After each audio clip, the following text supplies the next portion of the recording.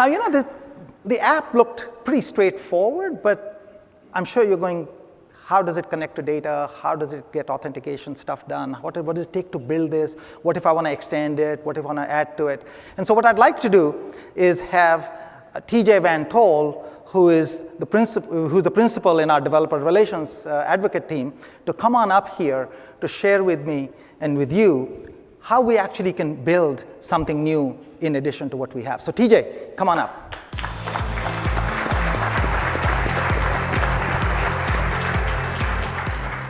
Hey, Yogesh. Morning, TJ. Morning.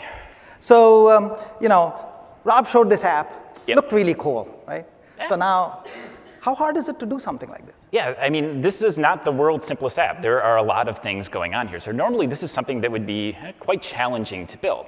So luckily, though, for Acme and Acme Claims, they decided to use both Kinvey and Kinvey Studio to build up this application.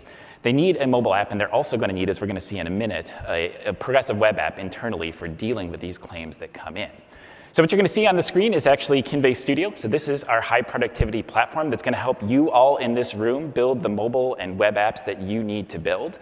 And for Acme, Rob showed up 2 screens of that mobile app. He showed an estimate view, which was that AR experience, and also the chatbot. And what we want to do is add one more view, and you're seeing this here. Now, first you see in Studio that we have a number of really powerful view templates that are going to help you scaffold up your apps really quickly. So this view is going to be for users to actually see the claims. So they've went through the chatbot, they need to see a list of claims, maybe they want to see the status, when are they getting paid for that sort of thing as well. So all we have to do in Studio after we select this view template is configure a few things. We're selecting where the data is coming from, what data fields that you want to use. And I think that was, like 3 or 4 clicks, and we now have a view as part of this app. So it's just that easy. So where is the actual data in this app coming from? Yeah, so what I really like about, I think, everything we do in Studio is that everything is building on top of Kinvey's powerful backend. And what that means for all of you is you get to leverage all of Kinvey's just powerful functionality that's already there. So to answer your question about data, Kinvey has a number of data connectors that allows you to access data from SAP and Oracle and like a bunch of other places that we couldn't fit logos on that slide, right? And so for this app, that data could be coming from those places. Acme happens to be using OpenEdge for their data, just because OpenEdge is a great database, but also that's where their data already is. So for them, it's the easiest way to get an app off the ground, to meet the requirements, to get this app out to their users.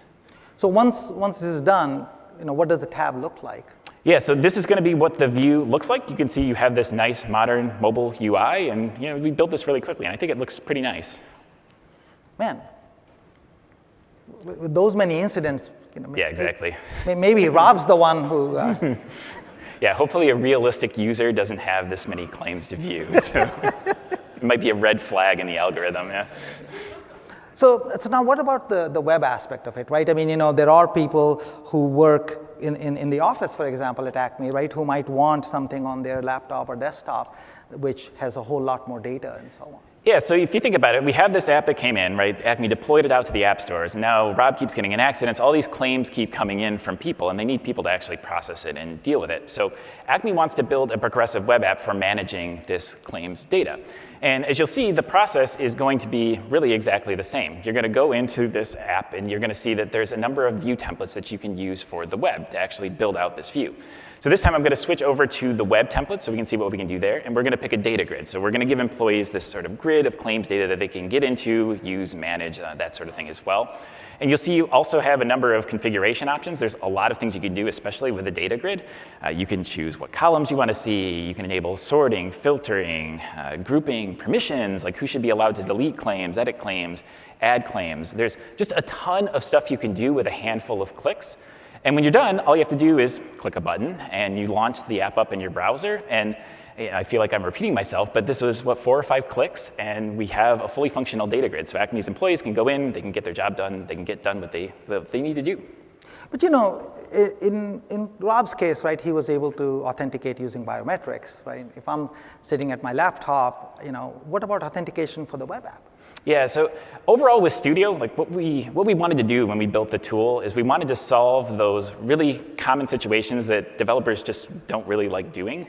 And authentication is one of those things, right? No one really likes building authentication, but it's really important, and it's really important to get right from things like a security perspective. So we do a couple things in Studio. So first of all of the apps that you build with Studio get a login screen by default, both for the web and for the mobile app. And what I like is that we also give businesses a lot of options to configure exactly how that authentication works. So for example, in the mobile app that Rob showed, you have more of a traditional username password setup, and that's going to be backed by Kinvei's existing user management solution. So it's really easy for Acme to use. However, when we go to the internal web app, Acme actually already has a login, sort of an auth system in place. So they have an Active Directory setup, as probably a lot of people in this room do as well. And so what they want to do is leverage that exact same authentication system, that workflow, for their web app. Just use those same credentials. Interesting. So then you can basically use that in your app when you're building it. How hard is it to use one of those? It's really just a bunch of configuration in Studio. And you're seeing this on the screen. And actually, I'm guessing most people in this room recognize these screens before and have been through them before. And what I like about this is it's just a really seamless integration. It's just a matter of providing that configuration. And then when you go to the login screen, you just get a pass-through sort of an auth token, and employees are in that app ready to go. And so this is a system that's both user and developer friendly.